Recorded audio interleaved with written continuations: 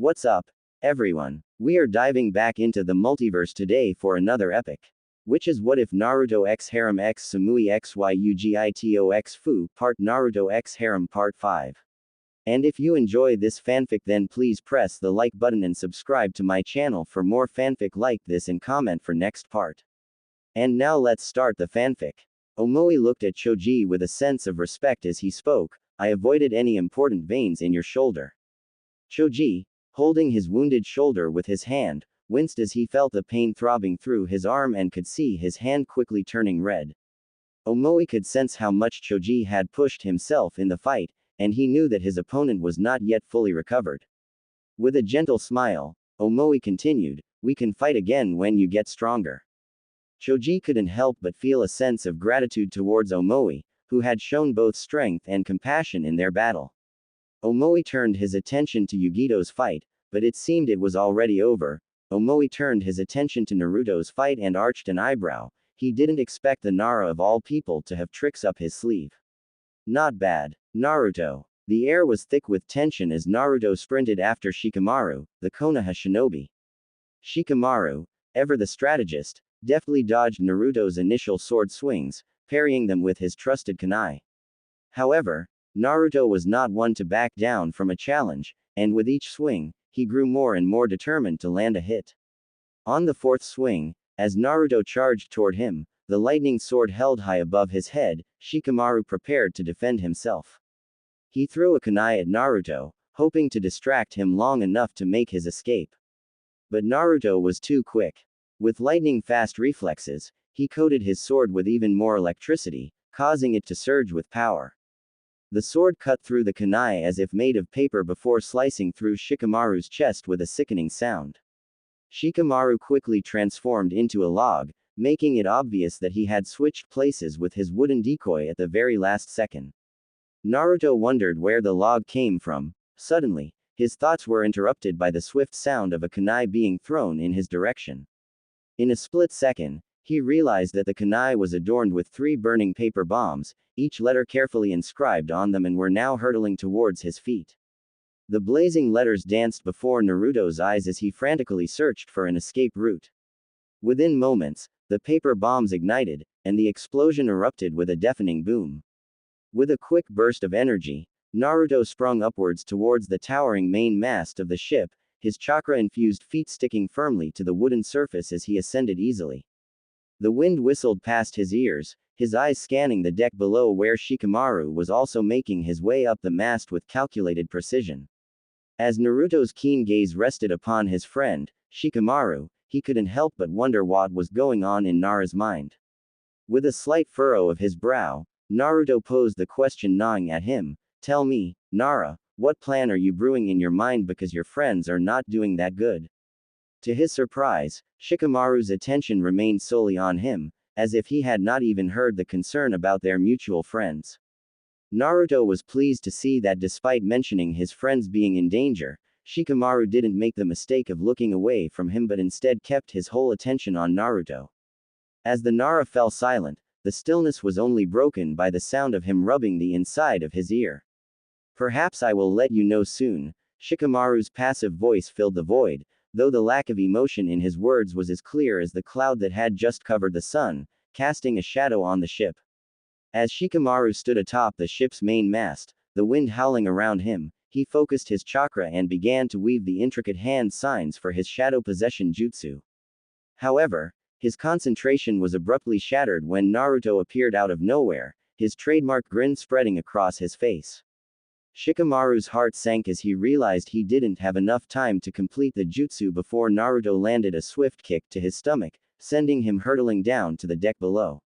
As Shikamaru landed on his feet, his eyes scanned the battleground, searching for any signs of movement. Suddenly, out of the corner of his eye, he saw Naruto charging towards him, his sword raised high above his head. With lightning-fast reflexes, Shikamaru dodged the sword swing that would have pierced his shoulder, narrowly avoiding certain injury.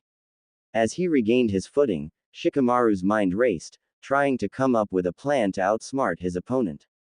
Then, an idea struck him like a bolt of lightning. Quickly reaching into his pouch, he grabbed a paper smoke bomb, knowing he had to act fast. With AF of his wrist, Shikamaru threw the smoke bomb at the wooden floor right in front of him, creating a large puff of smoke that obscured his vision. However, Naruto didn't lose sight of Shikamaru. With a quick F of his wrist, Naruto unleashed his lightning jutsu, causing him to move at a lightning-fast speed that Shikamaru could barely keep up with. The look of surprise on Shikamaru's face was evident as Naruto closed in on him with a swift kick to the chest, causing Shikamaru to spit out saliva in shock. But Naruto wasn't done yet. He followed up with 3 more punches to Shikamaru's chest, each one packing a powerful blow. And just when Shikamaru thought he couldn't take any more, Naruto delivered the final punch, a devastating blow to the chin that sent him flying high into the air like a ragdoll. Falling on top of several empty barrels, his body crashed against them like a small meteor. However, Shikamaru quickly regained his footing and retaliated by throwing a paper bomb at Naruto. Naruto dodged the bomb with ease and was about to rush at Shikamaru when suddenly, Nara's shadow started chasing Naruto. The shadow, a manifestation of Shikamaru's unique shadow jutsu, was a formidable opponent that Naruto knew he couldn't take lightly. As Naruto saw Shikamaru's shadow slowly creeping toward him, he quickly jumped away, knowing he couldn't allow it to reach him. He could feel the weight of Shikamaru's jutsu bearing down on him, and he knew that he had to move fast if he wanted to escape its grasp. As he leapt away, the shadow pursued him relentlessly, its tendrils snaking across the ground like a living thing. Naruto darted left and right, his movements quick and fluid as he tried to stay one step ahead of the shadow. Finally, after what felt like an eternity of dodging and weaving, Naruto saw that the shadow had abruptly stopped chasing him. It seemed to be caught in place, unable to move any further. As he caught his breath, Naruto looked up and saw the sun slowly coming out of the cloud, casting a warm glow over the area. The light seemed to have an effect on the shadow, which appeared to be dissipating before his very eyes. Naruto smirked when he felt his entire body go still. Naruto's heart raced as he tried to move his body, but to his dismay, he was completely immobilized. He couldn't quite comprehend what was happening as he watched Shikamaru emerge from the wreckage of the destroyed barrels, a smug smile plastered on his face. And reveal a second shadow that had sneaked behind Naruto. Naruto's eyes widened as he realized what had just happened. "I see," he muttered under his breath as he pieced together the events of the past few minutes. It was all becoming clear now. Shikamaru had used his shadow possession jutsu to create 2 separate shadows, each one convincing enough to fool Naruto into thinking that it was the real thing. But in reality, the first shadow had been a decoy designed to distract Naruto and make him let his guard down. And while he was busy dealing with the first shadow, the second one, cleverly hidden behind the mainsail, had snuck up on him, catching him off guard and leaving him vulnerable to attack. As he turned to face Shikamaru, Naruto couldn't help but feel respect for Shikamaru's ninja skills. Despite having just been defeated, Shikamaru didn't have a triumphant smile on his face, instead, he looked almost disappointed. "Tell your friends, all of them, to leave. Now," Shikamaru ordered as Shikamaru continued to make several hand signs, and suddenly a hand made of shadow emerged from Naruto's shadow, slowly climbing up towards his throat. Naruto's eyes widened as he felt the pressure on his throat building up as if a real hand was trying to strangle him. "Gee, good job, Shikamaru, but didn't your sensei tell you always to watch your..." Before a sudden interruption abruptly cut off his sentence. The startled Nara gasped as he felt a hand on his shoulder from behind, causing his heart to skip a beat. "Back." As he turned around to see who it was, a second Naruto finished the sentence the first had started. Nara's heart raced as he felt a tap on his shoulder, and before he could even turn around, he saw a bright lightning bolt engulfing the hand that touched him, followed by a sudden burst of energy that spread throughout Shikamaru's entire body. As the electricity surged through his veins, Shikamaru could feel his body convulsing and his muscles tightening as if they were being fried from the inside out. The pain was excruciating, coursing through every fiber of his being and leaving him gasping for air.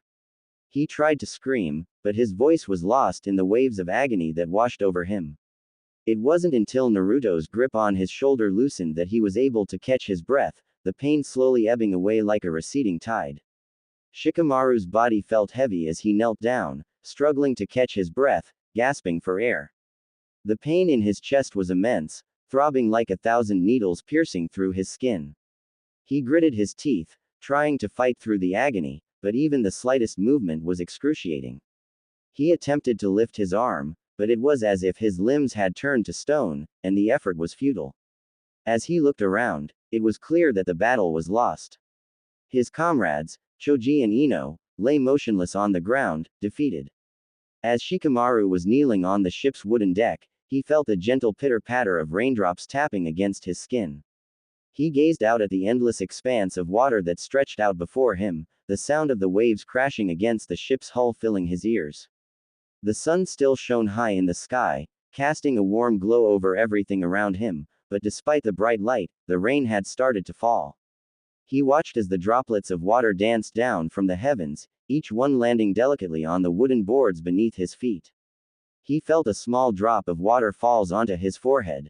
As the rain continued to fall around him, Shikamaru couldn't help but feel a sense of peace and tranquility wash over him.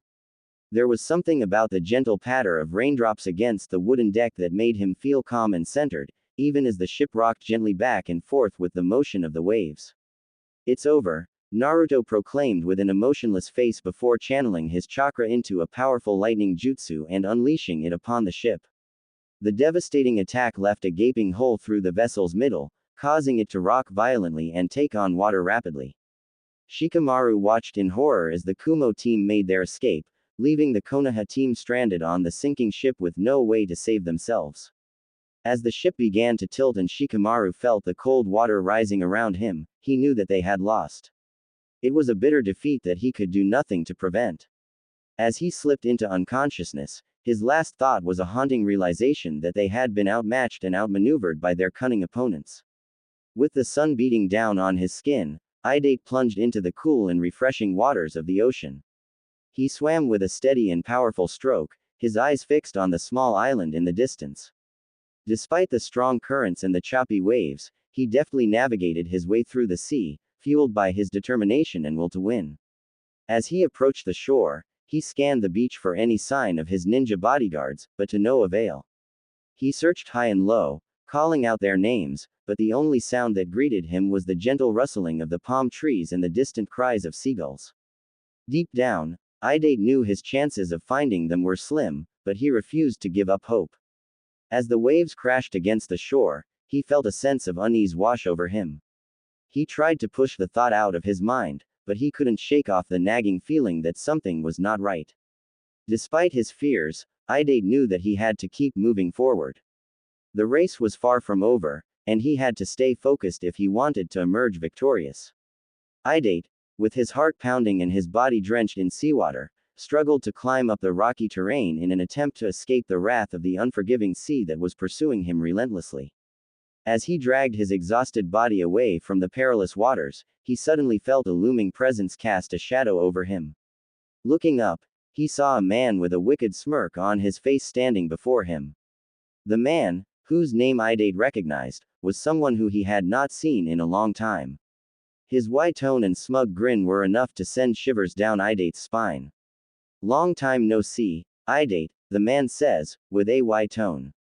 "Why you, Aoi Rokusho, you son of a." Idate gasped for air and attempted to finish his sentence but was quickly cut off by the brutal force of a grab on his hair, causing him to wince in pain and let out a guttural cry.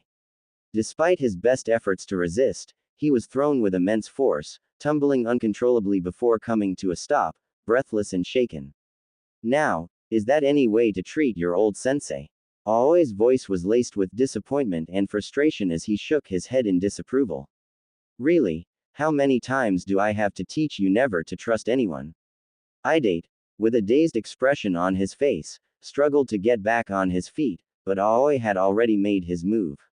With quick reflexes, Aoi reached for the heavy umbrella on his back and began to beat Idate with it. The sound of the heavy rain combined with the thuds of the umbrella made for an eerie atmosphere. "Such a fool you are," Aoi muttered under his breath as he continued to strike Idate with the umbrella. Naruto. He and his team were far away resting on a group of rocks. Their mission was pretty much over. Yugito was looking at what they were doing to Idate, Omoi was busy cleaning his sword, and Naruto was busy looking at his own reflection in a puddle nearby. While their fight against the Konoha shinobis had been unpleasant, Naruto knew they needed to complete their mission. That was the job of a shinobi, to complete their mission and show that they were capable of doing more, to show they would follow orders and do what was necessary.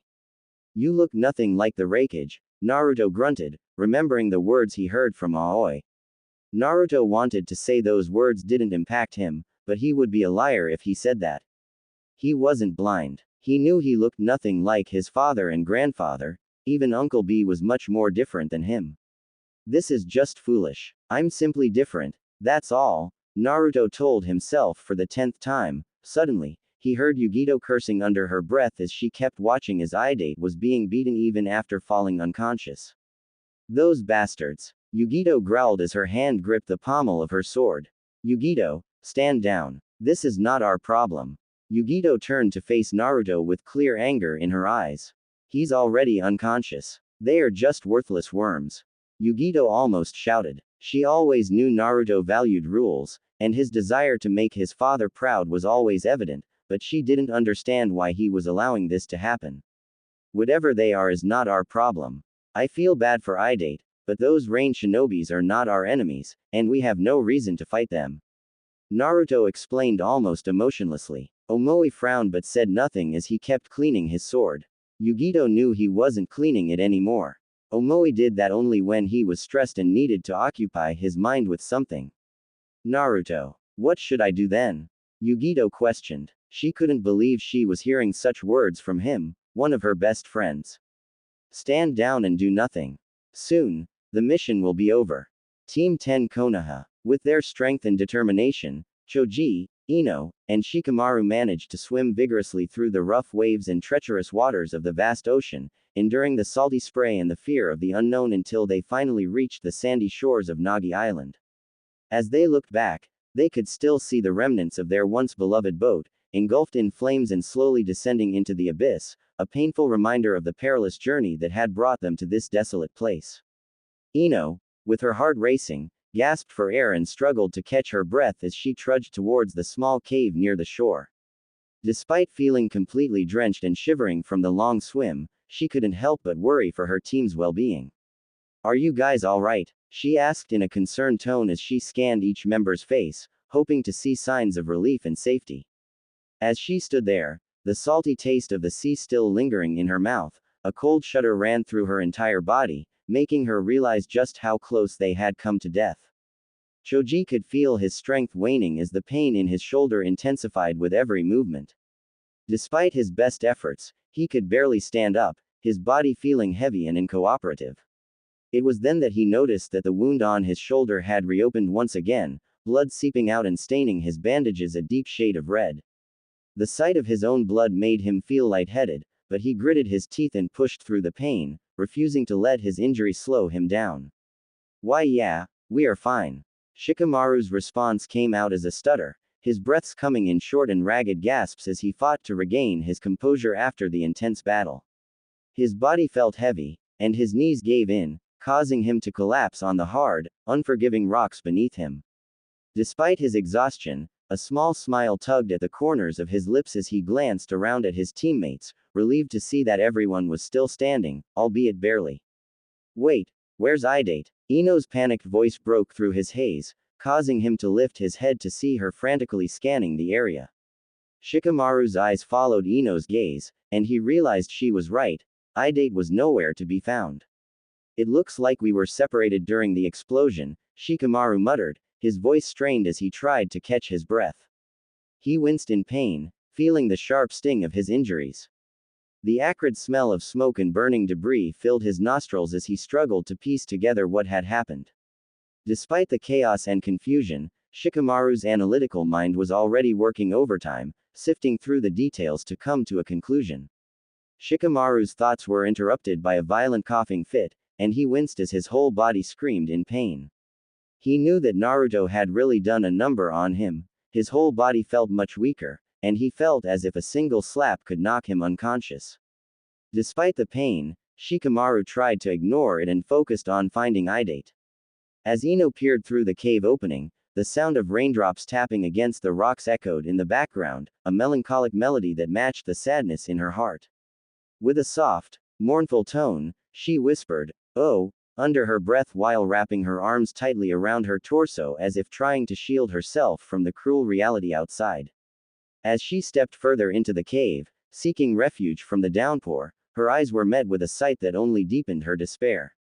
The rain still poured relentlessly, a gray veil that obscured the world beyond the cave.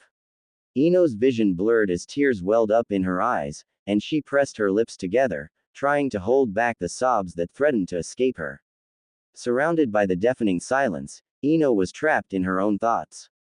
Memories of happier times flooded her mind, contrasting with the bleak present and the uncertain future. Despite her best efforts, the tears started to trickle down her cheeks, leaving a trail of saltwater behind. She hugged herself tighter as if trying to comfort the little girl inside her, who was scared and lost. "Ino." Shikamaru's voice echoed through the air, a sense of urgency present in every syllable as he called out to Ino with a mixture of shock and concern. The sight before him was one that he had never expected to see. The typically headstrong and stubborn Ino was crying. Despite her lack of natural talent in certain areas, she had always possessed an unwavering determination that inspired her teammates and pushed her to improve. To see her break down in tears was a stark reminder of the immense pressure that they were all under and the toll that it was taking on each of them. As Ino stood there, soaking wet and shivering from the cold, she couldn't help but feel an overwhelming sense of guilt and responsibility for the current situation. "It's all my fault, Shika." She cried out, her voice echoing through the cave. Her heart felt heavy as she hugged herself tighter, trying to find some comfort in her own embrace. The rain continued to pour down outside, and the cold ground beneath her seemed to seep into her bones. Despite the freezing temperatures and the biting wind, Ino couldn't bring herself to move from the spot where she stood. She knew that she had made a mistake, a grave error in judgment that had led to this moment, and she couldn't help but berate herself for it. Shikamaru's inquisitive gaze fell upon Ino as he questioned her with a furrowed brow, "Why did you say that?" Despite his vexation, Shikamaru's lips remained locked, refusing to spill the truth that Ino had been nothing but a burden to the team, contributing very little to their mission so far. He couldn't help but wonder why Ino was even there, tagging along with them. Shikamaru knew that he had to keep his cool and not let his frustration get the best of him, but he couldn't shake off the feeling that Ino was only there to cause trouble. Ino's voice quavered as she spoke, tears streaming down her cheeks and her fingers tangled in her hair in frustration. "It's just so frustrating," she said, "all those years in the academy, all those hours of training, and what do I have to show for it? All I did was chase after Sasuke. I should have been more focused, more determined, more skilled. I'm ashamed of myself for being such a useless shinobi." She took a deep breath, trying to calm herself down, but the feeling of failure and disappointment lingered. Ino's voice cracked as she cried out in anguish, "That's all I'm good for," and her tears flowed down her cheeks like a waterfall. Her heart felt heavy as she continued, "Chasing after someone who wouldn't care less if I dropped dead right now." The pain in her chest was unbearable, and she let out a scream of frustration, her hands balled into tight fists, her nails digging into her palms, but Ino ignored the physical pain. She felt lost and alone as if she was in a never-ending maze with no way out. The world seemed to be closing in on her, suffocating her. I really thought I was achieving something. When I became a genin, instead of training, all I did was think if Sasuke would find me beautiful now that I'm a genin." Ino cried out in despair. Ino's frustration and disappointment reached a point where she could no longer contain it. She grabbed at her hair, almost wanting to tear it from her own head, as she fell to her knees on the cold, stony ground. Her mind was consumed with self-doubt, and her heart was heavy with regret, realizing that she had let her infatuation with Sasuke overshadow her true purpose as a ninja. Yugito was right. She's a true kunoichi. Me, I'm simply lucky that she didn't kill me. I would be dead now after achieving absolutely nothing. Ino spoke with despair. The weight of this realization felt like a heavy burden on her shoulders, and her voice grew lower with each word she uttered. As a moment of silence spread in the cave, the only sounds that could be heard were the pitter-patter of the rain outside and the distant waves of the ocean, interrupted only by Shikamaru's growl of annoyance. It was as if the universe itself was acknowledging Ino's defeat, a stark reminder that she had failed to live up to her potential as a kunoichi. Shikamaru's frustration was palpable as he stood up from his seat and took long strides toward Ino, who was sitting on the ground with her head bowed low in shame. That's it. Is that all you can say? He repeated, his voice laced with annoyance. Ino felt her heart sink as she heard his words, knowing that she had disappointed him once again. She struggled to find the courage to look up at him, but her eyes remained fixed on the ground. Shikamaru's pace slowed as he approached Ino, and he stopped just a few steps away from her. One loss, and you're ready to throw in the towel. Is that really all you want for yourself? To give up and die here like a coward? Ino flinched at his words, her heart sinking at the disappointment etched on Shikamaru's face. She had never seen him so angry before, and the realization that she had let him down was a bitter pill to swallow. I never thought Ino Yamanaka was so useless, he continued mockingly, his words biting and cruel. Ino felt tears prick at the corners of her eyes. Choji took a deep breath and attempted to advise his dear friend Shikamaru against his unseemly and unwise choice of words. However, before he could even get the warning out, a sharp jolt of agony shot through his shoulder, causing him to involuntarily wince and step back, his back pressing against the rough, uneven surface of the cave wall. Despite the searing pain, Choji valiantly tried to steady himself and continue his admonishment. Still, the discomfort was too much to bear, and he found himself unable to articulate his thoughts any further. Meanwhile, Shikamaru, with his steely gaze locked on his target, slowly lowered himself to the ground, leveling his eyes with those of the despondent Ino, who hunched over and refused to meet his gaze. The only sound in the cramped, musty space was the sound of her shallow, uneven breathing, which made her look more like a lifeless corpse than a living, breathing human being. Shikamaru's voice was filled with disdain and disgust as he stared at Ino, his eyes piercing hers with a cold glare. You're pathetic, he spat out, his lip curling contemptuously. Ino's expression remained unchanged, but Shikamaru could see the hurt in her eyes. He knew he had to push her to make her understand the gravity of her actions. Is this what you truly want? He asked, his voice low and menacing. Do you really wish to hear your mother cry, to hear your father cry? Shikamaru's words hung in the air like a dark cloud, threatening to rain down on Ino's world. Do you really wish to die as nothing? He taunted, sneering at her. Ino still didn't react, but Shikamaru wasn't going to let her off the hook that easily. Grabbing her tunic, he forced her to face him, looking deep into her eyes. Shikamaru's voice echoed through the abandoned cave as he glared at Ino, his frustration boiling over. With a look of intense anger, he demanded answers from his longtime friend. Tell me, Ino. Do you want us all to die here? Do you really wish all those years together in the academy to be for naught? Tell me, are you dead, Ino? The weight of his words hung heavily in the air, and Ino could feel the intensity of his gaze as he stared her down. Despite the danger they faced, Shikamaru refused to let their friendship cloud his judgment, and he was determined to get to the bottom of Ino's sudden shift in behavior.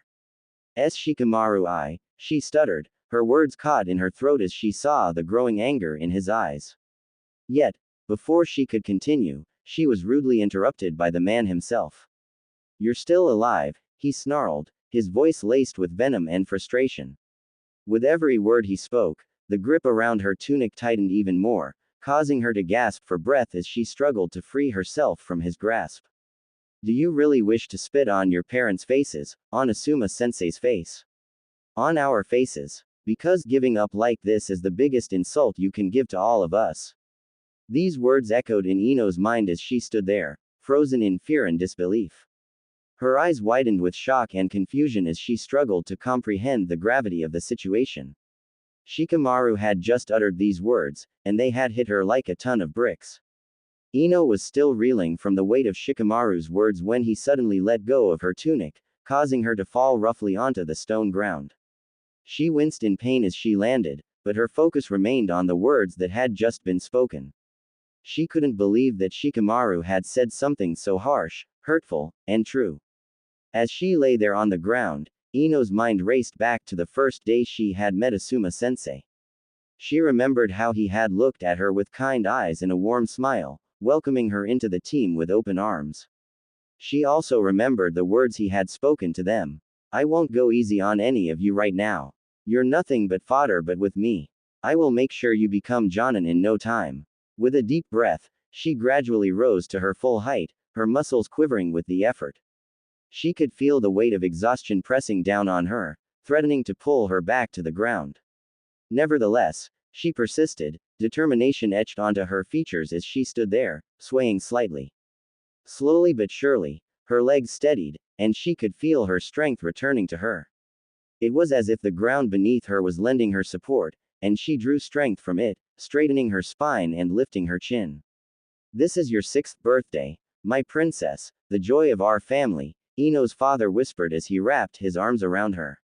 As Ino looked up at her father's proud smile, she couldn't help but feel grateful for the love and support that surrounded her. Memories of her father flooded her mind, and she remembered the times he had cheered her on, encouraging her never to give up on her dreams. With every birthday that passed, Ino knew that she was blessed to have a family that loved her unconditionally. Oh, Ino, trust me, one day you will understand the true importance of being a kunoichi. Ino, her eyes brimming with tears, squeezed them shut as her mother's words echoed in her mind.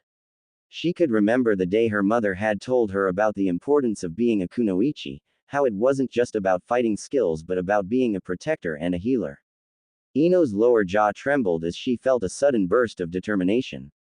She didn't know how or when, but she was going to make her mother proud and become the best kunoichi she could be. With her body trembling and her heart racing, Ino looked up at Shikamaru with tears streaming down her face and a look of desperation in her eyes.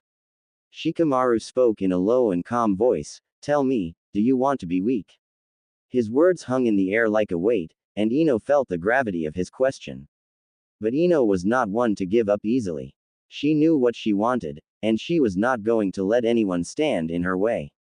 Summoning all the courage and determination she could muster, Ino cried out with as much confidence and strength as she could, "I want to be strong. I don't want to die here." Her voice echoed through the cave, and she felt a sense of pride and power that she had never felt before. Shikamaru's smirk expression melted away, replaced by a look of satisfaction. Choji, who had been silently observing the exchange, nodded in approval. Shikamaru walked up to Ino and gave her a big hug that she gladly returned. At that moment, Ino felt a sense of belonging and camaraderie that she had never experienced before. She knew that with her friends by her side, she could overcome any obstacle and become the strong and confident person she had always wanted to be. Choji took a deep breath before finally breaking it with his words. His voice was laced with concern as he directed his attention to his comrades, "What will we do about Idate?" However, Choji's attempt to speak was not without difficulty as he winced slightly from the wound on his right shoulder, a painful reminder of their earlier battle. Despite the discomfort, he reached into his back pocket and retrieved a needle and thread, determined to patch himself up before they continued their mission. The simple act of threading the needle proved challenging, every movement of his body causing a sharp jolt of pain to shoot through his shoulder. Nonetheless, Choji persevered, knowing that the success of their mission depended on the strength and determination of each team member. As Choji struggled to put the thread through the needle, his frustration mounted, and he let out a loud curse, "Damn me." Finally, after what seemed like an eternity, he managed to thread the needle. With painstaking care, he brought the needle tip to the bonfire, and with a controlled hand, he held it over the flames. As the needle began to glow a fiery yellowish red, Choji winced in pain as the heat from the flames radiated onto his fingertips, causing them to burn. Despite the discomfort, he knew that the needle was now hot enough to stitch his wound. Choji's face grimaced as he tightly grasped the needle, feeling its weight in his hand and the hot metal surface against his palm. He leaned forward, his gaze fixated on the small wound on his shoulder, the edges slightly swollen and red. The needle glinted in the dim light as he turned it, the sharp point glinting menacingly in the flaring bonfire light. Choji braced himself, knowing that stitching the wound would be a painful process. As he brought the needle closer, he could feel the heat emanating from it, causing his skin to prickle with anticipation. He took a deep breath, his chest expanding as he steadied himself for the first stitch. Just as Choji was about to stitch his wound, Ino stood up and walked up to him. Ino's voice was hoarse as she approached her teammate, Choji, whose face was etched with pain. Tears had left salty tracks on Ino's cheeks, and her eyes were red and puffy from crying. She walked up to Choji's side and said, "Let me help you, Choji." Despite his reluctance, Choji handed her the hot needle, which Ino took with her fingers, wincing slightly at the heat. Choji's face was drenched in a cold sweat as he looked at Shikamaru with a pained expression, his hand clutching his wound tightly. "Shikamaru," he said, gasping for breath, "I need you to use your shadow possession jutsu on me. The pain is unbearable, and the last thing I need is to move around and risk opening the wound once again." He winced as another wave of agony shot through his body, and he knew that he was in for a tough time. But he also knew he could count on Shikamaru to help him through this ordeal. Shikamaru, with his heart pounding in his chest, took a deep breath and then gulped nervously before making the intricate hand signs required for his jutsu.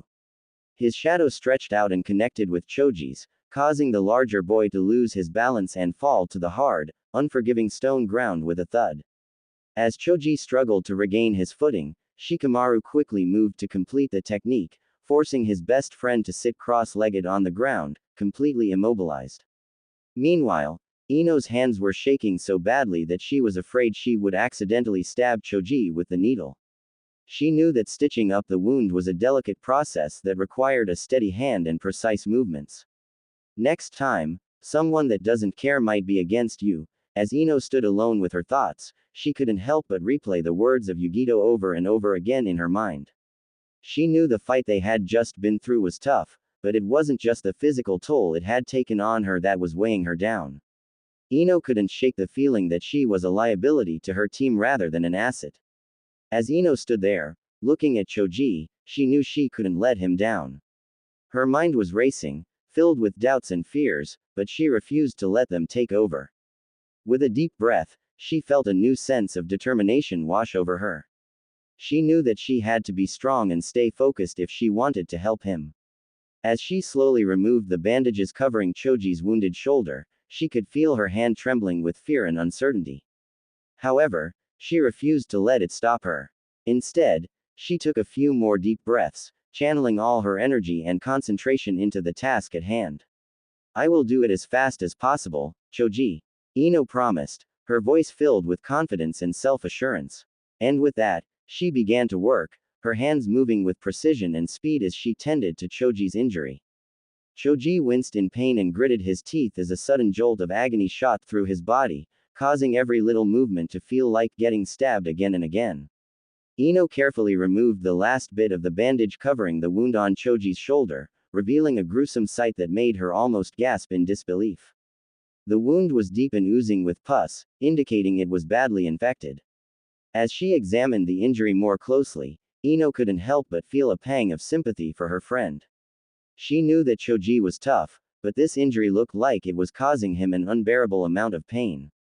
Choji, on the other hand, tried his best to remain stoic, but the pain and heat radiating from his shoulder made it almost impossible. "How does it look?" he questioned, his voice barely above a whisper.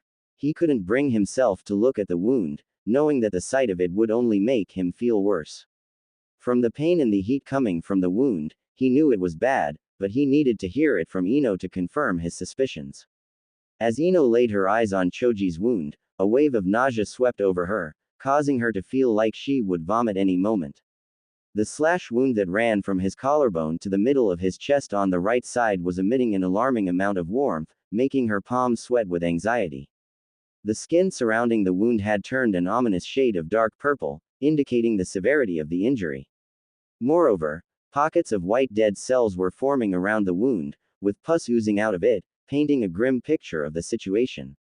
The putrid smell was enough to make Ino's eyes water as she instinctively knew that the wound was severely infected and would require immediate and serious medical attention to prevent any further complications or potential harm to Choji's health. Ino's hands were shaking slightly as she held the needle, hovering it over Choji's wound, beads of cold sweat rolling down her forehead. Her breaths were coming out in rapid bursts, and she was acutely aware of the gravity of the situation. The wound was deep, and it needed to be stitched up quickly to prevent any further damage. Choji, on the other hand, was barely able to control himself. His body was racked with pain, and the hot needle hovering near his wound was making him feel nauseous. He wanted to scream out in agony, but he knew he had to remain still for Ino to do her job. All right, Choji, Ino spoke in a hushed tone, trying to calm her nerves. This is going to hurt, but I need you to stay still. Just do it, Choji almost screamed, barely containing himself. He was grateful that Shikamaru was using his shadow possession jutsu on him, otherwise, he wouldn't be able to stop himself from moving.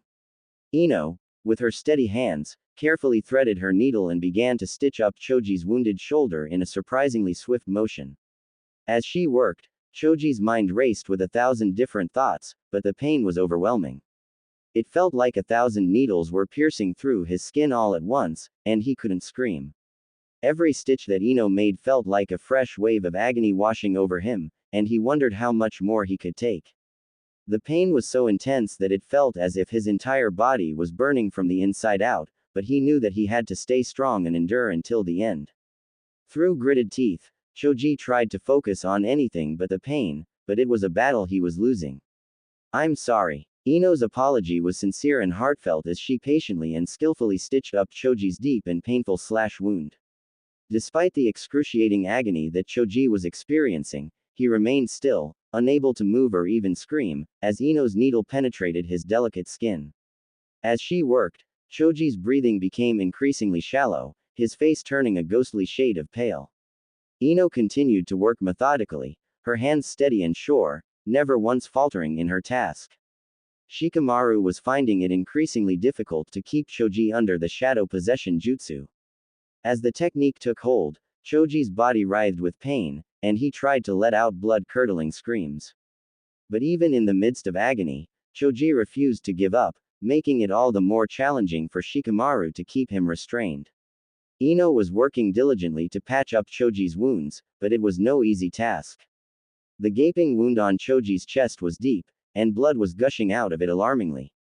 Ino's hands moved with practiced ease as she worked on stitching up the wound, her face set in a determined expression. Choji's scream reverberated through the cave as he writhed in agonizing pain, tears streaming down his face like a waterfall. Ino's nimble fingers deftly threaded the needle, her hand stained with crimson blood as she carefully stitched up his wound. Meanwhile, Shikamaru clenched his teeth so hard that he felt they might shatter under immense pressure.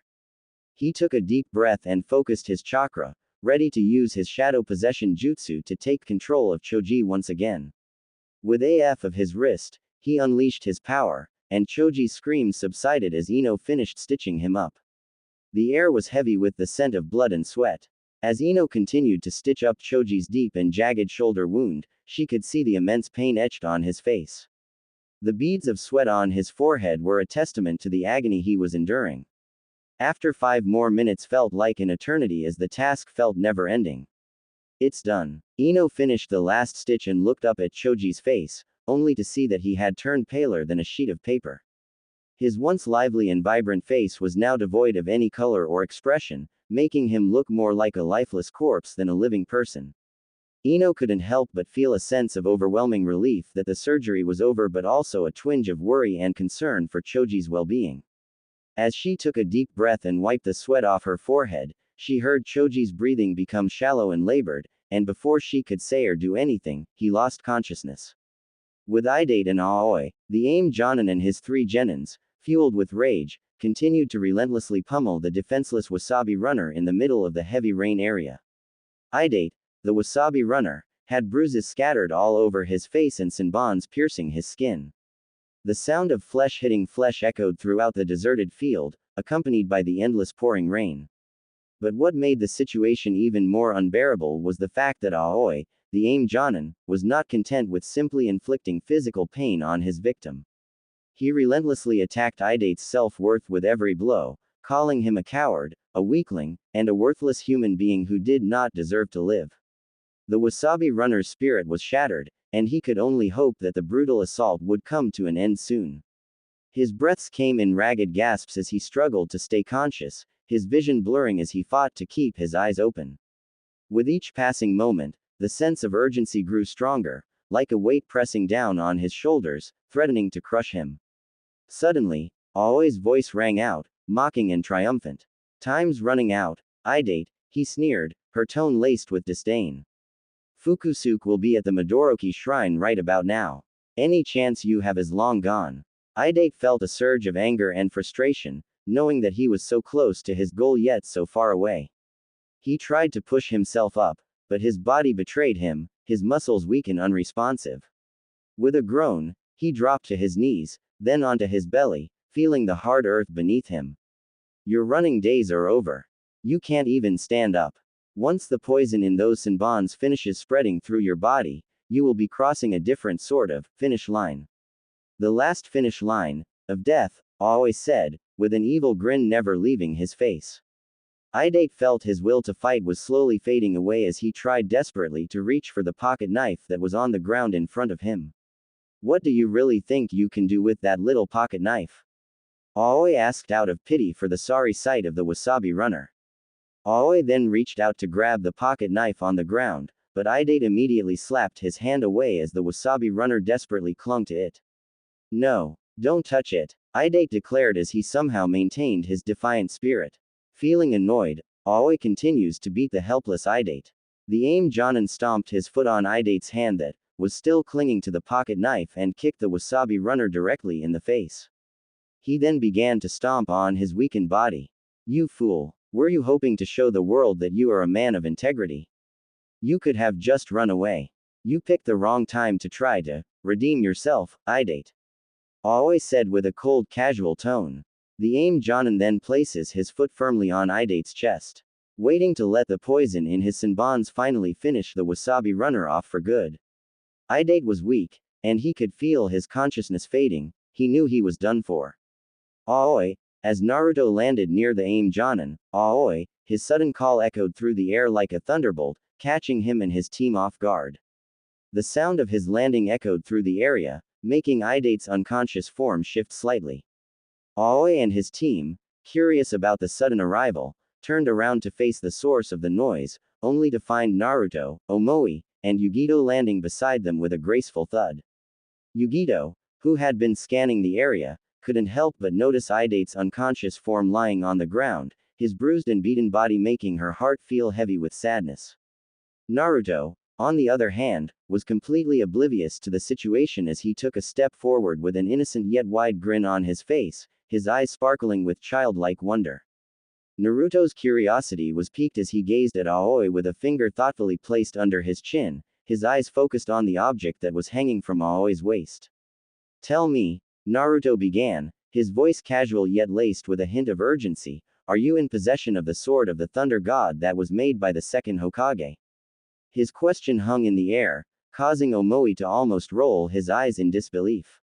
After all, Omoi couldn't understand why Naruto thought that Aoi would actually reveal the truth about such a valuable and powerful weapon. Aoi's response was immediate and confident, accompanied by a snort that betrayed his arrogance. Of course I have it, he declared as if there was ever any doubt in his mind. In one fluid motion, he reached into his back pocket and produced the handle of a legendary sword. The blade glinted in the faint sunlight as Aoi held it up for all to see, his voice dripping with self-satisfaction and pride. It was clear that he relished the attention and admiration that came with being the possessor of such a coveted item, and he made no effort to hide his smugness from his audience. Why are you asking? Questioned one of the Aoi's teammates in a wary manner, with his hand firmly gripped around the handle of his knife, ready to defend himself and his team against any possible attack from the Kumo team, who were known for their aggressive tactics. Naruto, who was known for his mischievous ways, answered with a casual and carefree tone, accompanied by a fox-like grin, which hinted at his playful nature.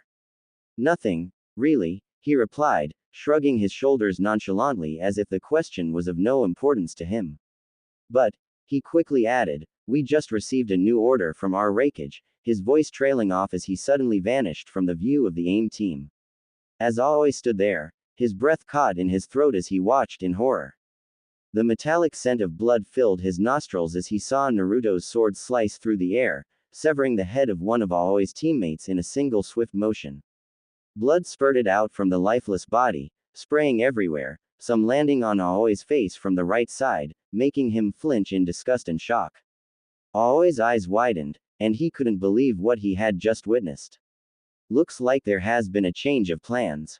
Somewhere else. As the rain continued to pour down relentlessly for 2 straight days, Ao trudged through the streets with his head down, seeking refuge from the harsh elements. He finally stumbled upon a dimly lit pub, its windows fogged up from the warmth inside. A thick hood hid Ao's face, but just the tip of his chin was visible from the outside world. As he pushed the creaky wooden door open, the sound of raucous laughter and clinking glasses filled his ears. The warm, inviting scent of ale and roasted meat wafted toward him, and he couldn't help but feel a glimmer of hope in his heart. Despite the cozy atmosphere, Ao couldn't shake off the cold and bitterness that had taken hold of him, not until he had completed his mission.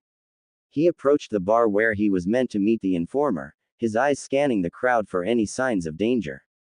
With a swift motion, he activated his Byakugan, and his vision became heightened to the point where he could see everything in his immediate surroundings with crystal clear clarity. He scanned the dimly lit bar with a keen eye, his mind racing with the possibility of Yagura's spies lurking in the shadows, waiting to pounce on him at any given moment. Despite the noise and chatter of the patrons, he remained focused on his task, determined to stay one step ahead of his enemies. His eyes scanned across the sea of faces, searching for one person. Suddenly, his attention was drawn to a lone figure sitting at a table in the corner, shrouded in darkness. The figure wore a black hoodie, and his unruly dark locks stuck out in all directions as if he had just risen from a deep slumber. Intrigued by this mysterious character, he made his way toward him, his heart pounding in his chest. As he drew closer, he realized there was nothing particularly unusual about the guy, but he decided to take a moment to review the note that Mei-sama had handed him before approaching. Dark hoodie, slightly long dark hair, sitting alone, when you approach, say the word, Mizu. Ao approached the man with cautious steps, his heart pounding with anxiety. As he got closer, he extended his hand and gently placed it on the man's shoulder, hoping to initiate a friendly conversation. However, to his surprise, the man moved with such incredible speed that Ao could barely keep up. As the man lowered his hoodie, Ao caught a glimpse of an eerie red eye shining in the darkness, the Mangekyo Sharingan. Tsukuyomi. The word's sound reverberated through the air, causing Ao's ears to ring. Before he could process what had just happened, he felt a sudden shift in the atmosphere, and he found himself in a completely different environment. The sky had turned dark, and the moon had turned blood red. Below him, there was blood red water, reflecting the moon's eerie glow above. The air was thick with the scent of death and decay, and the cries of crows filled the air as they all suddenly rushed to the same spot before him. As Ao approached the crows, he noticed a figure slowly materializing before him. The man's eyes were piercing, and his skin was pale as death. He wore a black cloak that billowed in the wind, and his hair was long and black as midnight. With his breath stopped in his throat and perspiration pouring down his forehead, Ao couldn't comprehend why his Byakugan had seen an entirely different face behind the hood. Ao recognized the butcher of the Uchiha clan. "Why are you asking?" questioned one of the Aoi's teammates in a wary manner, with his hand firmly gripped around the handle of his knife, ready to defend himself and his team against any possible attack from the Kumo team, who were known for their aggressive tactics. Naruto, who was known for his mischievous ways, answered with a casual and carefree tone, accompanied by a fox-like grin, which hinted at his playful nature. "Nothing, really," he replied, shrugging his shoulders nonchalantly as if the question was of no importance to him. "But," he quickly added, "we just received a new order from our rakeage," his voice trailing off as he suddenly vanished from the view of the AIM team. As Aoi stood there, his breath caught in his throat as he watched in horror. The metallic scent of blood filled his nostrils as he saw Naruto's sword slice through the air, severing the head of one of Aoi's teammates in a single swift motion. Blood spurted out from the lifeless body, spraying everywhere, some landing on Aoi's face from the right side, making him flinch in disgust and shock. Aoi's eyes widened, and he couldn't believe what he had just witnessed. With a mischievous grin playing on his lips, Naruto's voice rang out, filled with a blend of amusement and excitement, exclaiming, "Looks like there has been a change of plans." The words hung in the air, causing a ripple of uncertainty and tension to sweep through the surroundings. In a split second, Aoi's reflexes kicked in, his heart pounding with a mix of adrenaline and bewilderment. His body instinctively propelled him backward, his eyes widening in alarm as his hand instinctively sought the comforting grip of his legendary sword. Confusion gnawed at his mind. Why would they turn on him? Determination surged through his veins as he vowed not to meet the same fate as his fallen comrades. The night wind howled fiercely, its chilling touch penetrating his ears, as he skillfully landed just beyond Naruto's reach, ready to face whatever came next. Aoi almost opened his mouth to order his last two genins to attack Naruto when Aoi noticed that his two genins didn't follow him. As Aoi observed Naruto with narrowed eyes, contemplating whether to give the signal for his loyal genins to launch a fierce assault, a sudden revelation struck him like a bolt of lightning. Within the blink of an eye, his keen gaze discerned a chilling sight, the glinting blades of swords piercing through the chests of his trusted comrades. Astonished, Aoi's voice froze in his throat, halted by the gravity of the situation unfolding before him. Meanwhile, the blonde girl disdainfully scoffed at the lifeless forms lying at her feet. With an air of impudent mockery, Yugito effortlessly extracted the sword from one of the fallen genins, causing their limp body to crumple to the unforgiving ground. With a contemptuous sneer curling her lips, Yugito's voice dripped with disappointment as she uttered, "I was really hoping they'd be stronger." Nonchalantly, she wiped the crimson stains off her gleaming blade, employing a humble napkin as if it were a mere trinket. The lifeless genin lying nearby, their presence no longer of consequence, failed to perturb her in the slightest.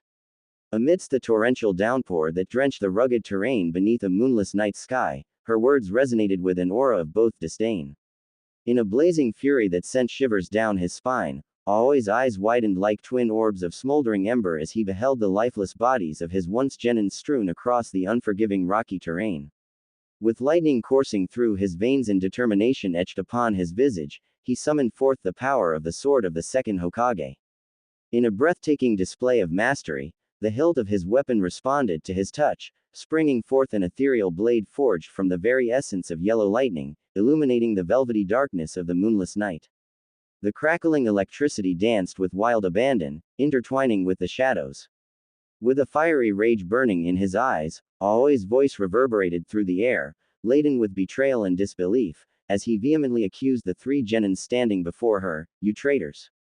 His piercing gaze fixated on Naruto, who nonchalantly returned his glare with a casual and disarming smile playing on his lips, his sapphire orbs radiating an enigmatic calmness that only seemed to stoke Aoi's fury further. Undeterred by Aoi's accusatory outburst, Naruto's voice resonated with an air of reason and calmness, his words laced with a hint of curiosity as he sought to unravel the misunderstanding. "Traitors. We work under our rakeage. As far as we know, we never had a contract with you specifically, so how are we traitors exactly, dear Aoi?" With a gentle gesture, Naruto extended his hand toward Aoi. "Now, hand me the blade, and you can go." With an air of authority, Naruto's voice dripped with a blend of arrogance and contempt as he almost demanded, with a sneer tugging at the corners of his lips, for Aoi to relinquish the blade. Mockingly, his eyes locked onto Aoi's, silently daring him to comply. However, within Aoi's veins, an inferno of fury began to rage, threatening to consume him entirely. The audacity of these brats, believing he would simply hand over the sacred blade, ignited a fierce determination within him. Aoi's thoughts burned with a fiery resolve as he tightened his grip around the hilt of his legendary sword, its formidable power resonating through his very being. Every fiber of his being screamed for justice, for retribution. At that moment, Aoi vowed that Naruto would witness his true strength as the blade he wielded shimmered menacingly, poised to cleave Naruto into countless minuscule fragments. Aoi stood beneath the tempestuous sky, feeling the relentless deluge cascading upon him with unyielding force. The moonless night enveloped the surroundings in an inky shroud, rendering every detail obscured and elusive. A sudden crack of lightning slashed through the darkness, illuminating the distant expanse of the sea with a flash of dazzling brilliance. In that fleeting moment, the resounding echo of thunder reached Aoi's ears like a triumphant symphony playing to his delight. A sly smirk curled upon his lips, infused with unwavering confidence, as he realized the hapless genins would be utterly powerless against his formidable prowess. Meanwhile, the relentless downpour transformed the uneven rocky ground into a makeshift river, carving a path through the rugged terrain with unrestrained determination. With a fiery determination burning in his eyes, Aoi's voice sliced through the tense air like a lightning bolt, reverberating with a mix of defiance and disbelief. You think because you're from Kumo, you can take my blade? He challenged, his words dripping with audacity. His gaze locked onto Naruto, who stood there, seemingly unfazed, his demeanor teetering on the edge of boredom. Aoi's blood boiled, his fury intensifying at the sight of his nonchalance. Die! A primal roar erupted from deep within Aoi's chest, filling the atmosphere as he propelled himself toward Naruto with unparalleled speed. Each thunderous step pounded against the unforgiving rocky ground, echoing his determination to vanquish him. His grip tightened around his lightning-infused sword, raising it high above his head, poised to cleave through him like a helpless pig before a butcher's blade. With a mischievous smirk playing on his lips, Aoi's eyes gleamed with excitement as he observed Naruto's unwavering stance. Gripping his electrifying sword tightly, Aoi anticipated the swift descent of his blade, expecting it to slice through Naruto's defense effortlessly. His widened eyes mirrored his astonishment as Naruto swiftly intercepted the lightning-infused weapon, preventing its deadly trajectory toward his face.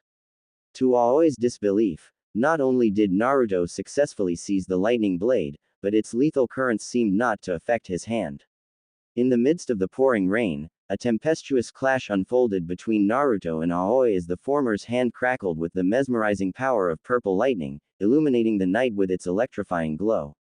With unwavering determination blazing in his eyes, Naruto fixed his gaze upon Aoi, whose expression morphed into one of incredulity and astonishment, mirroring the rarity of the phenomenon before him. Unwilling to fault Aoi for his disbelief, Naruto knew that the manifestation of purple lightning was an exceedingly scarce occurrence, even within the Kumo village. As the thunder boomed and the droplets danced upon their faces, a palpable silence enveloped the darkness, broken only by the symphony of raindrops and the crackling of electricity. In this suspended moment, Aoi, overcome with trepidation, finally mustered the courage to find his voice amidst the overwhelming awe and fear that gripped him, his words trembling with uncertainty. How? Why would a dead man need to know that? As the words lingered in the air, his eyes gleamed with determination as he swiftly brought his sword up, aiming it directly at Aoi's heart. The blade effortlessly pierced through Aoi's body, causing a crimson cascade of blood to erupt, painting the surroundings in a macabre spectacle. Aoi's desperate gasps for breath transformed into agonized coughs as he struggled to contain the torrent of blood flooding his nose and mouth. The grip around his own sword weakened, slipping from his trembling fingers, surrendering to gravity's pull as it descended onto the unforgiving terrain below, clattering against the rocky ground. Naruto unsheathed his gleaming sword from within the depths of Aoi's chest, causing an explosive eruption of scarlet crimson to gush forth from the grievous wound. Aoi, his strength waning, crumpled to his knees, his face contorted with agony before succumbing to the unforgiving embrace of the rough and unforgiving rocky ground.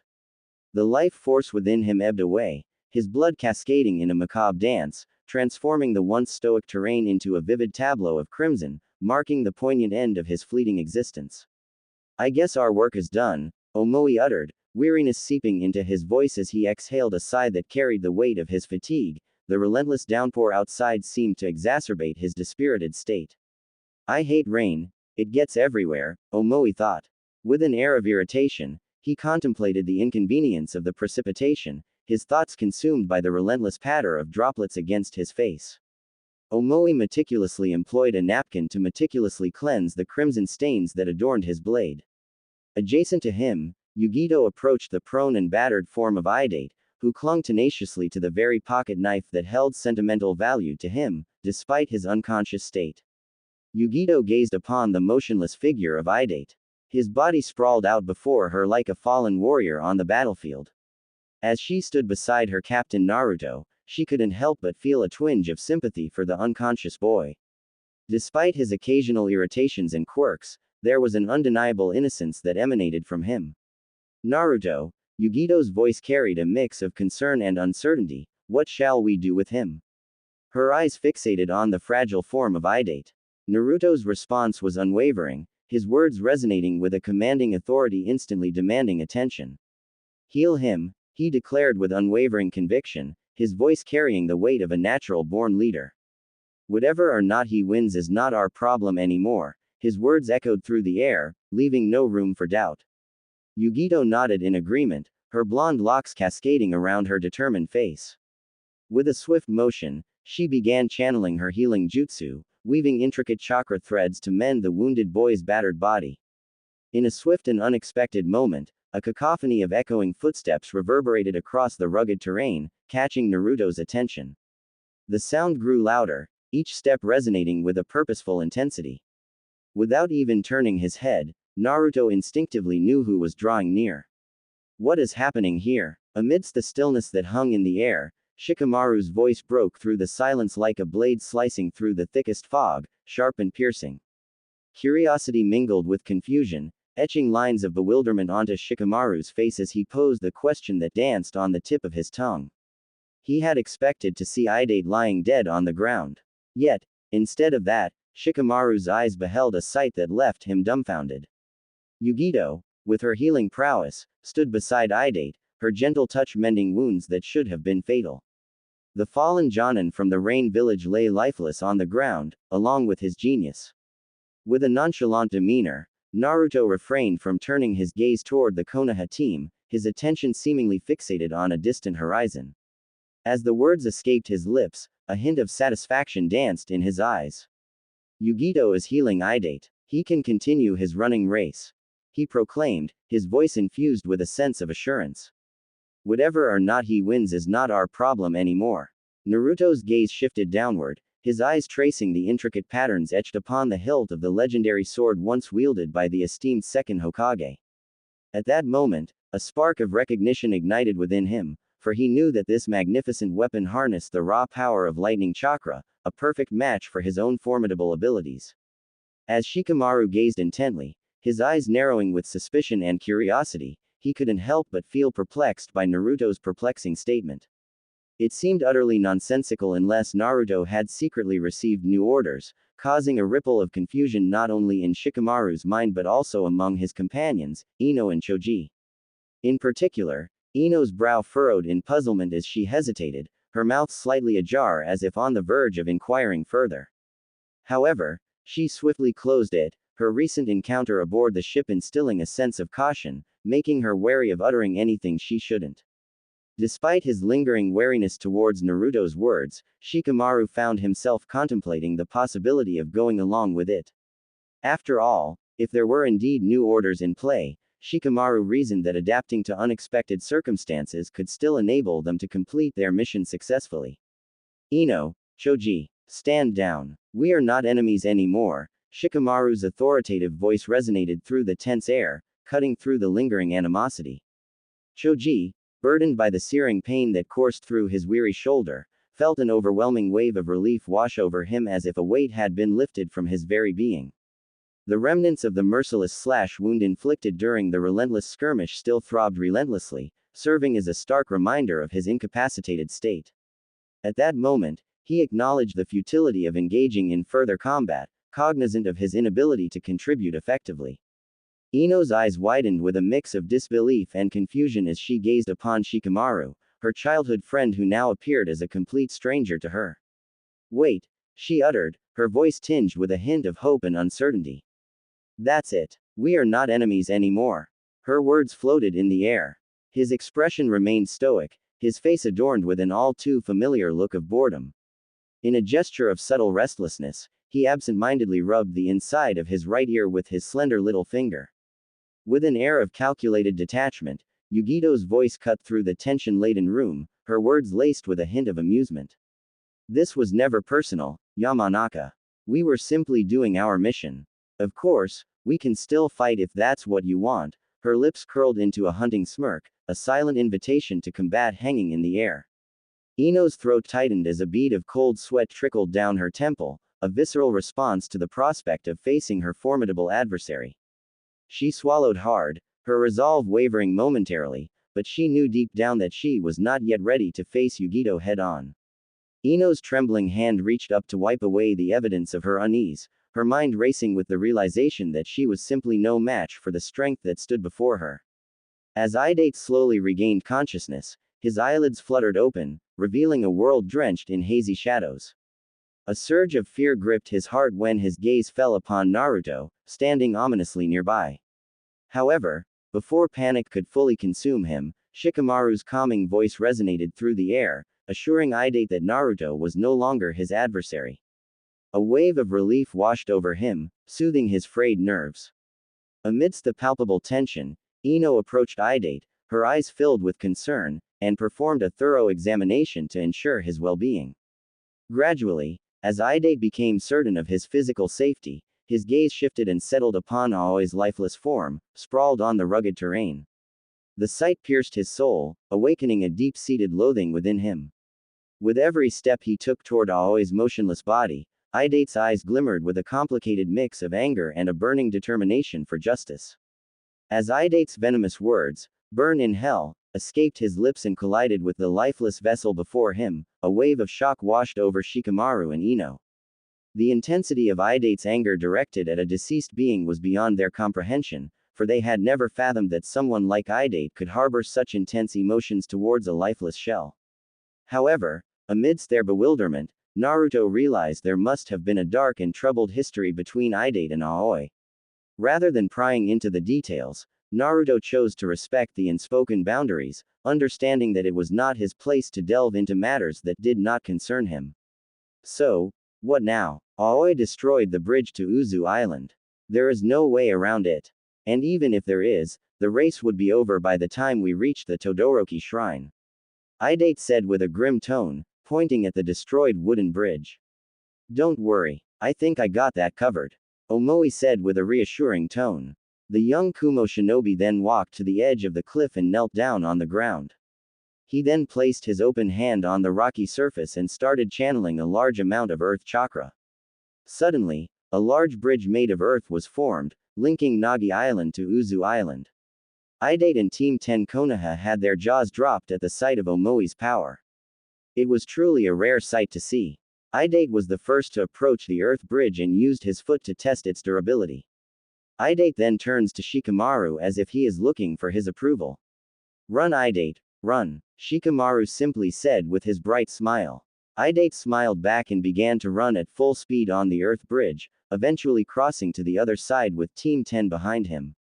As Idate ran away, Shikamaru glanced at the weapon Naruto had on his hips. Shikamaru's eyes widened slightly, recognizing the blade of the second Hokage. He was almost tempted to tell Naruto to hand over the weapon, but Shikamaru quickly understood that doing so was suicide, so for the good of his team, Shikamaru kept his mouth shut. The Todoroki Shrine. Many people from Port Dagarashi had gathered to see who would cross the finish line first. The majority was really hoping that Idate would win so that the Wagarashi would not have any more control over the town for another 4 years. But this year, however, was different. Instead of 4 years, the losing family will have to disband forever if their opponent's runner wins the race. A simple yet devious ultimatum created by the cunning minister of Port Dagarashi. Standing at the Todoroki shrine was the sly minister himself, along with the daimyo of the land of tea and the heads of both the Wasabi and the Wagarashi, Joriko, and Kairoku. As they all continued to wait, they were able to see one of the runners approaching. Unfortunately, it was Acne of the Wagarashi. Many of the people booed loudly for his arrival but were also disappointed that he was the first to arrive instead of Idate. Will this be the end for the honorable Wasabi family? Acne simply shrugged off their boos with his narcissistic personality. With his arrogance clouding his judgment, he decided to simply jog to the shrine, as he believes that his victory is already inevitable. With Joriko, the Wasabi members had their faces filled with disappointment. They had their hopes restored when they saw Idate reach the Midoroki shrine. But the question is, will Fukusuke arrive at the shrine before him? The minister was smugly grinning as he felt a great sense of satisfaction. Excellent, was all the minister could think of. Come on, Idate, I know you can do it, Joriko said, with his unbreakable faith in Idate never wavered. The daimyo, however, was still not convinced that this race had been fair from the very start. And his worries were cemented when he saw Asuma and Darui approaching him. Have you acquired the evidence, Asuma-san? The daimyo whispered. Yes, daimyo-sama, everything you need is in here. Asuma said as he handed the daimyo a document. Good, well done. The daimyo thanked the Konoha Jonin. As Asuma immediately shunshin away, the minister turned his head to ask the daimyo. My lord, is something wrong? The minister asked. He didn't see Asuma, but he was sure that somebody came to inform something to the daimyo. It is fine, nothing to worry about. The daimyo said with a calm tone. Indeed, my lord, it seems the Wagarashi will soon win this race. The minister said with a satisfied smirk. Perhaps, but until one of the runners approaches the finish line, this race isn't over yet. The daimyo said, with the crowd. Hey, is that? One of the onlookers said as he noticed something fast was approaching. It's Idate from the Wasabi family. Here he comes. One of the onlookers yelled happily out loud. The large crowd of people cheered loudly out of joy for the Wasabi runner's arrival, as hope had been restored in their hearts. Idate ran at full speed as the crowd continued to give their undying support for the Wasabi runner. Idate, Joriko said with happiness at seeing his favorite young henchman arriving just in time. Acne saw the runner quickly catching up to him, and a strong sense of fear was starting to build up in his head. Especially when the Wagarashi head, Kairoku, yelled out for his stupidity and demanded he run faster. He then finally picked up the pace and started sprinting faster, but Idate had already caught up to him. I can't lose. No matter what happens, I am not going fail boss Joriko. Idate yelled out loud, mostly to himself. But then he heard Shikamaru's words continue to repeat in his mind. Failure is not the end, Idate. It is when you give up, is how it all ends. I am not giving up, not until the very end. Idate yelled out as he continued to sprint next to Acne. Forget it. No one is pulling ahead of me now. Not when I came all this way. Acne yelled out, refusing to lose, as they both ran towards the finish line. It was currently neck to neck as both runners refused to give the other the edge. Come on, Idate. Keep going. You can do it, Joriko said as he went to the finish line to greet his young henchman personally. Which the Wasabi runner was very grateful to see. Boss, Idate said, with happy tears in his eyes. Eventually, Idate was the one who broke the finishing tape, and his hard work and effort had finally won the Wasabi family the race. Everyone cheered for his victory. It was truly a new day for the people of Port Dagarashi. Acne collapsed from exhaustion, leaving Kairoko and the minister to have their jaws dropped for their loss. Idate then places his Ryoko jewel on the Todoroki shrine, finally completing the long race. I did it. Ha ha ha, holy crap, I actually did it, Idate said, as he was lying on his back and panting heavily. You sure did, Idate. That was a good race, son. Joriko happily said as he approached Idate. Be boss Joriko, Idate said. He was happy to see his boss again. You did very well, Joriko said with a smile. Thank you, boss Joriko, Idate said with a bow. No. Thank you, Idate. Come on now. This is your day. They are all waiting for you. Joriko said. Alright. Idate then got up and followed Joriko outside. As Idate walked out of the shrine, he was greeted by many applauses and cheers. His cheeks were blushing red, and he rubbed the back of his head shyly.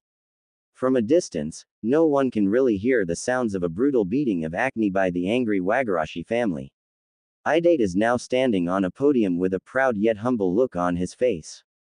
The winner, Idate Morino of the Wasabi family. The announcer declared. The crowd cheered loudly, and among them was Team 10 as they managed to arrive just in time. They were very proud of their fourth comrade, and were happy that he didn't give up. Well, I guess that's that, Ino said with a smile. Yup, looks like he finally did it, Shikamaru said with his own smile. Naruto shrugged his shoulders. It seemed Idate tougher than he had originally thought. Yugito couldn't help but sigh in relief. She knew the land of tea wasn't part of Kumo, but she was still glad that Idate won. Omoi simply had a bored look on his face. He couldn't wait to fall asleep. Behind the scenes, Asuma and Darui led the minister of the land of tea away, where the daimyo was awaiting him, ready to ask about certain funds that had been disappearing. The harbor, Port Degarashi, 3 days later. The members of Team 10 found themselves bidding farewell to their cherished allies, the Wasabi family. Emotions ran high as the time for departure drew near, and amidst the bittersweet atmosphere, a Konoha boat gracefully glided towards the dock. With a mixture of gratitude and admiration in his voice, Idate extended his hand toward Shikamaru. I am truly grateful for all the assistance you have provided, Shikamaru, Idate expressed, his words laced with sincerity. Shikamaru met Idate's gesture with a firm grip. The pleasure was mine, Idate, he replied, his voice carrying a sense of respect and fondness. But then the genins of Team 10 heard a familiar voice coming from the boat. Are you all done yet? I don't have all day. One of Jonins on the boat said to the group. This Jonin was wearing his headband like a bandana and had 2 long scars on his face. But apparently, his appearance was a surprising shock to the Wasabi runner. Big brother Ibiki, Idate said, surprised to see his big brother again. Big brother Ibiki, Team 10 shouted in confusion, they never expected Idate to be Ibiki's brother. Oh, lighten up, Ibiki. My cute little team just want to say their goodbyes, that's all. Asuma coolly said as he stood next to Ibiki with a lit cigarette in his mouth. Well, like I said, I don't have all day. Plus, I left Anko in charge of tea while I was gone, so you can only imagine how much pain she will bring to the prisoners. Ibiki said with an amused smirk on his face. Yeah, we better head home. Otherwise, there won't be any prisoners left. Asuma suggested with a chuckle of amusement as he let out a puff of smoke. All right, Shikamaru said nervously at the thought as he and his team got on the boat. Big brother, Idate called out but was ignored. Big brother, please wait. Idate called out once more. This was able to stop Ibiki from taking another step. Who are you? Only one person called me that. And he died 3 years ago. Ibiki said coldly, not looking at his little brother. Big brother, I figured out the answer to the 10th question. I will never betray a comrade again. I'm sorry it took me so long. But, I know what it means now to trust others. Idate said with determination in his eyes, tears streaming down his face. I see. That is all Ibiki could say as he looked away from everyone, a single tear of happiness rolling down his face. I won't run away again. I will never give up. And I promise, I will make you proud. Idate said with the same determination, never leaving his eyes. Quote. You better. Ibiki simply said with a hushed tone as he got on the boat, but was smiling for his long-lost brother. You have grown up well. Little brother. Ibiki thought proudly. As the boat gently bobbed in the tranquil waters, preparing to embark on its voyage, the members of Team 10 Konoha found themselves unexpectedly interrupted by the arrival of the Kumo Team 10. Shikamaru, Ino, and Choji instinctively tensed up, their bodies taut with anticipation. However, Asuma simply smiled nonchalantly, unfazed by the sudden turn of events.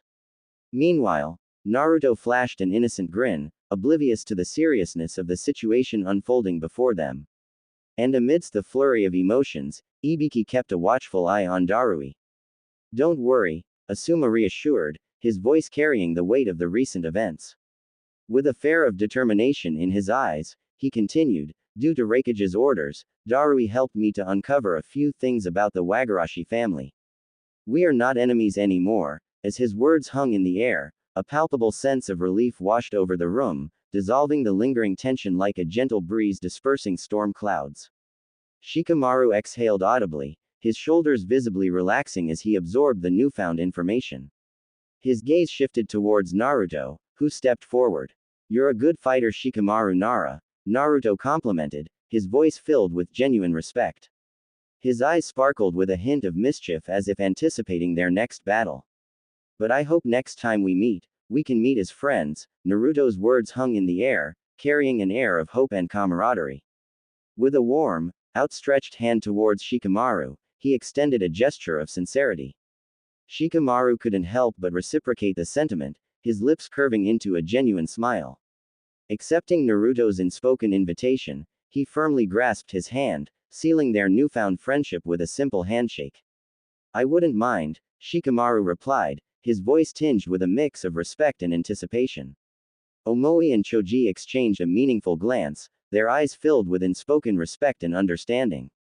The bandages that adorned Choji's arm and right shoulder served as a stark reminder of the gruesome slash wound he had endured with unwavering determination. Despite the pain and lingering injuries, their synchronized nod conveyed a silent promise that echoed through the air, declaring their unwavering resolve to face each other once more in the future. As Ino stood on the ship, a wave of insecurity washed over her. Her eyes darted down, unable to meet Yugito's gaze. Her voice trembled as she admitted, "Yugito-ni, you were right about me. I'm nothing but a failure as a kunoichi." The weight of her words hung heavily in the air, echoing off the wooden floor beneath their feet. Asuma, observing the scene with a mix of concern and frustration, felt the urge to intervene, to remind Ino of her worth. However, just as he was about to speak, a miraculous transformation occurred. Ino's downcast look morphed into one of determination, her eyes meeting Yugito's with newfound confidence. It was as if a fire had been ignited within her, burning away any remnants of self-doubt. I will train until my legs give up. I don't care if I die training, and one day, I won't be a worthless kunoichi anymore. One day, I will defeat you." As she pointed her index finger at Yugito, her eyes gleamed with an indomitable fire fueled by her burning desire to prove her worth. Caught off guard by Ino's resolute declaration, Yugito found herself momentarily taken aback, a hint of amusement dancing across her face. Meanwhile, Asuma couldn't help but swell with pride for his team. "So, why did we get new orders?" Naruto questioned casually as his team entered the Raikage's office. Once they entered, his Jiji ordered Naruto to give him the legendary weapon of the second Hokage. Once Naruto handed him the weapon, his Jiji asked for Darui's report. Once his Jiji checked all the papers, only then did he turn his attention to his grandson. "Our daimyo sent me a letter. Apparently, he has been in talks with the land of tea. He ordered me to support the Wasabi family. As for the blade, well, we need it," the Raikage answered cryptically. Naruto knew his grandfather was hiding something, but he simply shrugged his shoulders. He didn't care what the daimyo of their land was up to as long as it didn't affect his family. Yugito looked annoyed that they weren't getting clear answers, but Naruto quickly closed her mouth before she could open it. "Good job, team. Now, all of you can leave, but I want you in training ground 3 tomorrow at 9 a.m. Don't be late," Darui ordered his team with a commanding voice. His 3 genins simply nodded their heads. Naruto and Yugito gave him a look of annoyance before complying. Omoi simply left the office without much thought. Once the door was closed, Darui turned his attention back to his old sensei. "Raikage-sama, usually it doesn't concern me what you did with powerful weapons, but I can think of a better use for that weapon besides showing it as a decoration behind a glass," Darui spoke, motioning at the weapon lying on Raikage's desk. "What's wrong with it? It can be quite a beautiful decoration," I japed with a chuckle before his voice turned serious, his eyes narrowed slightly. "What use, Naruto?" Darui answered bluntly, causing I to motion for him to continue. "You know Naruto can use purple lightning. That weapon uses the lightning chakra. While right now his lightning is not as strong as mine, I'm certain that eventually, that sword can be quite useful in Naruto's hands," Darui explained, and for the first time, his voice wasn't that of boredom. While Darui found many things to be dull when it came to his students and village, he was always serious. I had a thoughtful look. While he had thought of it, he wasn't sure yet, but now that he was thinking about it more, he could see that the blade could indeed benefit Naruto, especially due to his purple lighting. I looked back at Darui before agreeing with his suggestion. "Very well. Tomorrow, I will tell Naruto to try it," I decided.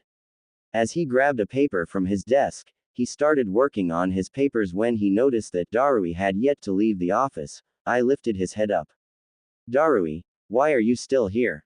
"Raikage-sama, I think Asuma Sarutobi from the Konoha team might be suspicious of Naruto's origin," Darui said with a grim look. He had seen the way Asuma looked at Naruto. Darui knew it was only a matter of time before Asuma put 2 and 2 together if he hadn't already done that. Darui knew the risk. If the Hokage thought they had kidnapped Naruto, he could start a war with Kumo for Naruto. Darui hoped it wouldn't come to that. Ai's eyes widened slightly after hearing that.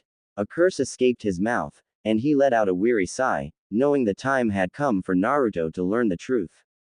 Naruto. After saying bye to his team, Naruto met Samui at the restaurant. After some small talk about their mission, Samui and Naruto decided to go to their favorite hotel for some alone time. Samui's heart raced as Naruto effortlessly lifted her up and carried her over to the table. With a gentle touch, he placed her down onto the smooth surface, his hands never leaving her body. Naruto's hands traveled up and down her sides, causing shivers of pleasure to run down her spine.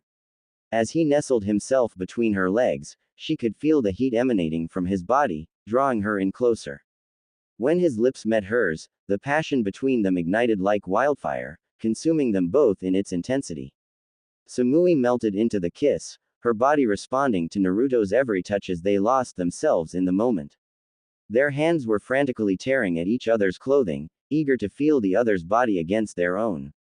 The sound of fabric ripping filled the room as their clothes were torn off, and they didn't care where they landed.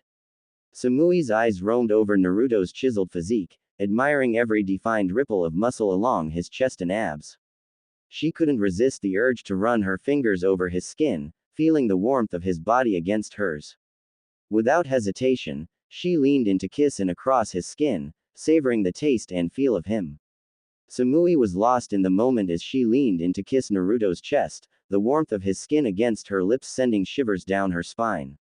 But just as she let out a soft sigh, Naruto's hands deftly pulled down the straps of her dress, revealing her full, heavy S. As he cupped them in his hands, kneading them gently, Samui couldn't help but let out a little of pleasure. The sensation of his touch was electric, igniting a fiery passion within her that she couldn't resist. As Naruto's eyes locked onto Samui's ample bosom, he found himself completely entranced by her beauty.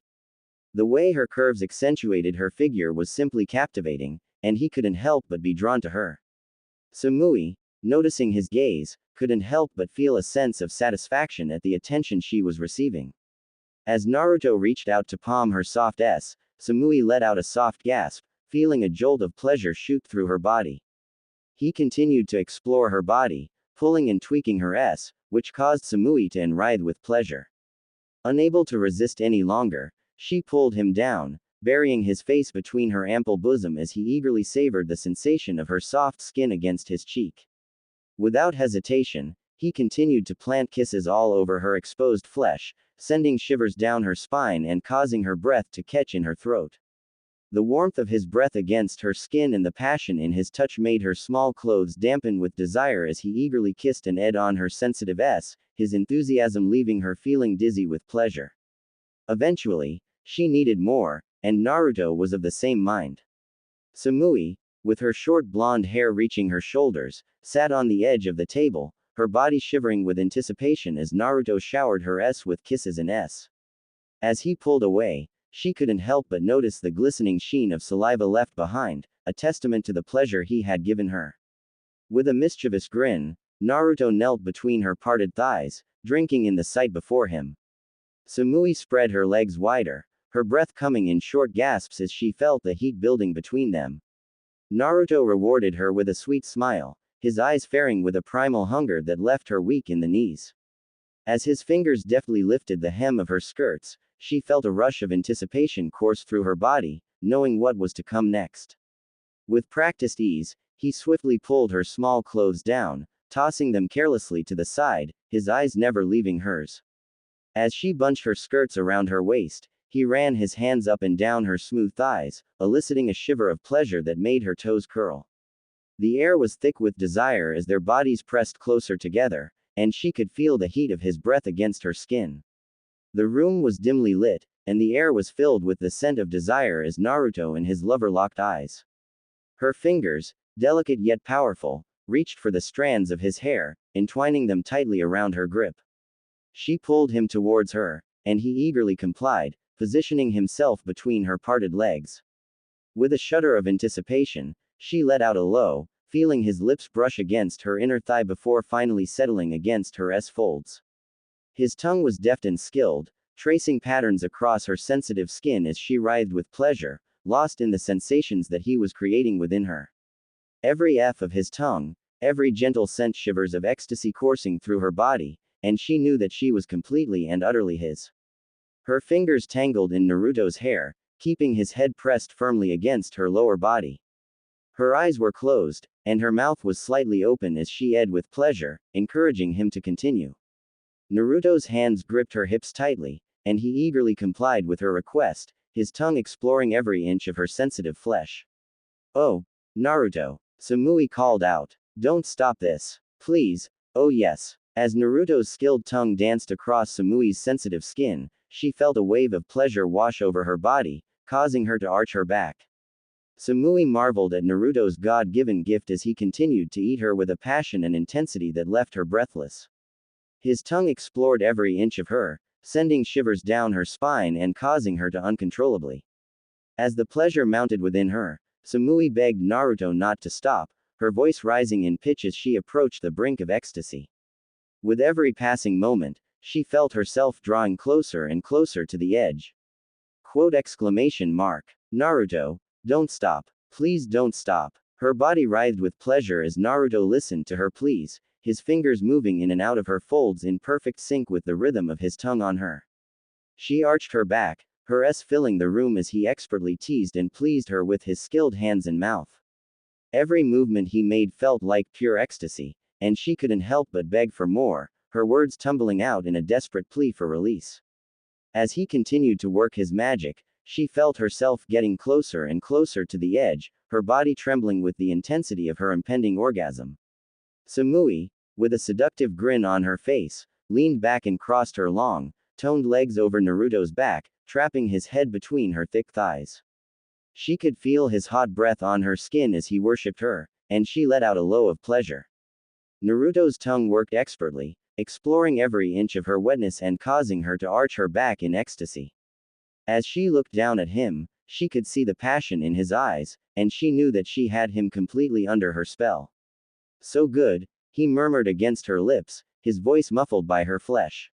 "You taste so good." Samui smiled and ran her fingers through his hair, enjoying the sensation of power that came with having him at her mercy. As Naruto withdrew his 2 fingers from Samui's soaked and pulsating, she couldn't help but notice the way her juices clung to his digits, glistening in the soft light of the room. The sight was both mesmerizing and tantalizing, causing a rush of heat to course through her body. As Naruto brought his fingers to his lips, Samui watched in awe as he sensually ate each digit clean, savoring the taste of her essence. His low, throaty as he savored the delectable flavor of her juices was like music to her ears, sending shivers of pleasure down her spine. "Open your mouth," Naruto said in a sultry voice, his eyes smoldering with desire as he gathered up more of her wetness on his fingers. Samui's heart raced in anticipation. Thanks for listening. In the next part. In the meantime, please leave a review, I would love to hear your feedback. Especially if it helps me improve the overall story.